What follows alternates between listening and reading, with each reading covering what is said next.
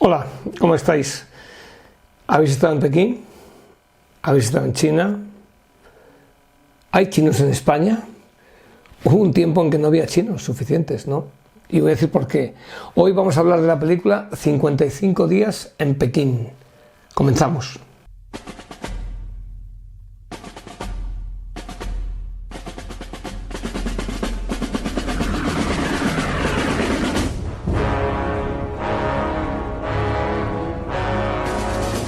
«55 días en Pekín», una película del año 1963, producida por un gran arquitecto y un hombre que creyó mucho en España, en las llamadas superproducciones, Samuel Bronston. Tuvo unos estudios en Madrid, cerca de Las Matas y Las Rozas, y a él se deben películas como, creo recordar, La caída del Imperio Romano, El Cid, El fabuloso mundo del circo. Es decir, fue un hombre. Luego ya esas películas se hundieron porque no tuvieron el suficiente mercado norteamericano, ¿no? La de hoy es una película ambientada en China, que se rodó en España y, como he dicho antes, no había chinos. No había suficientes chinos en España. Sí, lo que digo. No había extranjeros en España. Ni de color, había muy pocos. Entonces tuvieron que traerlos de fuera, de varias partes de Europa, y luego vestirlos para simular esa China del año 1900, que estaba custodiada o dominada o controlada por las potencias occidentales en las llamadas embajadas o legaciones. Es decir, el territorio estaba dividido y hubo una revuelta que no hay que confundir con cuando hay un levantamiento de los Boxers en Pekín. Entonces se narra, esta película narra lo que es inicialmente las legaciones o las delegaciones, que la película se traduce como legaciones internacionales, incluida la española y muchas de ellas europeas, deciden salir de Pekín porque, repito, hay una revuelta de esos boxers, de esos vamos a decir, radicales, ya dado que van contra los cristianos y las misiones cristianas que están destruyendo las estatuas de Buda. Así empieza la película y esa crueldad pues hace que las diplomacias decidan salirse de Pekín. Pero hay un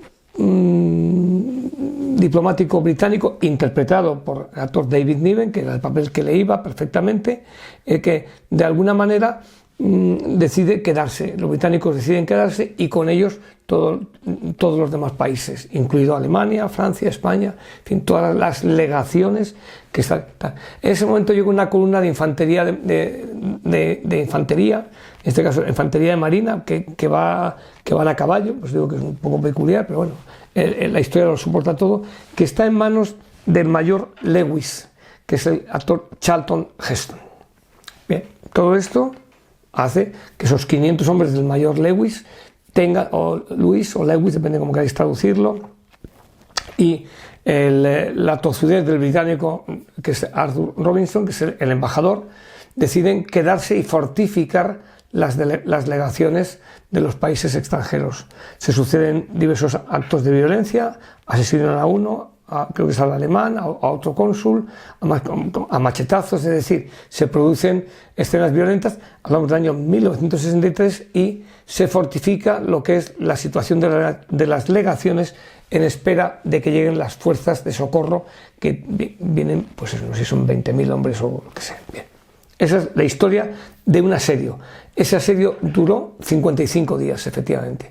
Y eso es la base para contar una épica en la que se suceden, pues eso, 6.000 boxers atacan las delegaciones por mandato imperial, porque la emperatriz está siendo un poco controlada por el de siempre, el válido de siempre, en este caso chino, y de alguna manera esos 6.000 se enfrentan a la fortificación que hacen esos 500 hombres. También hay una figura importante de Ava Gardner. Ava Gardner interpreta a una baronesa rusa que está huyendo, que es la baronesa Ivanov. Bueno, vamos a meter todo esto en la coctelera. La coctelera es que se rodó en España, porque Samuel Bronston había convertido España, o quería convertir España, en un gran plató de cine. De hecho, rodó en Barcelona, rodó en Madrid. Y en Madrid había un sitio, si alguno conocéis Madrid, próximo a donde está la estación de Las Matas, que ahí tenían el campamento y todos los chalets que tenían ahí alquilados en la España de 1962. Recalco, ¿no? El rodaje de esta película empezó en julio de 1962 y finalizó en noviembre de 1962. ¿Qué ocurre?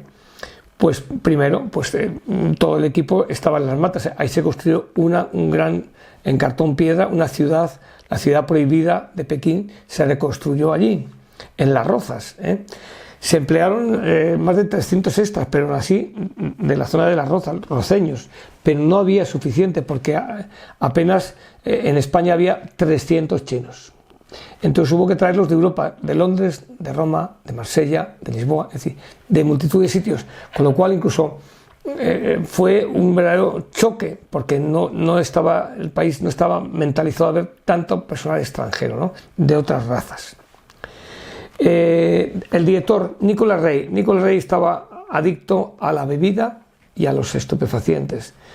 Charlton Heston perdía los estribos frecuentemente, por un lado por las derivas del director y por los retrasos constantes de Ava Gardner.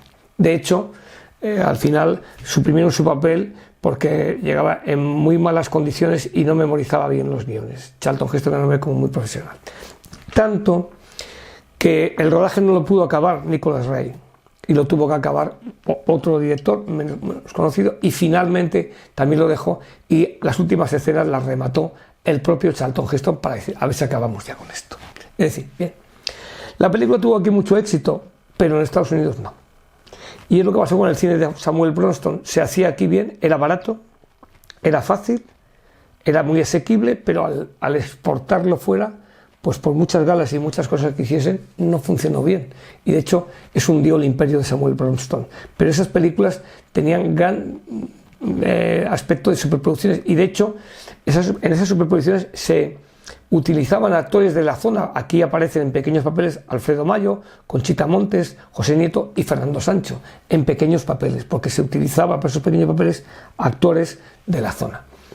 Es una pena porque creo que no se le ha rendido tributo a lo que ha significado Samuel Bronston en España.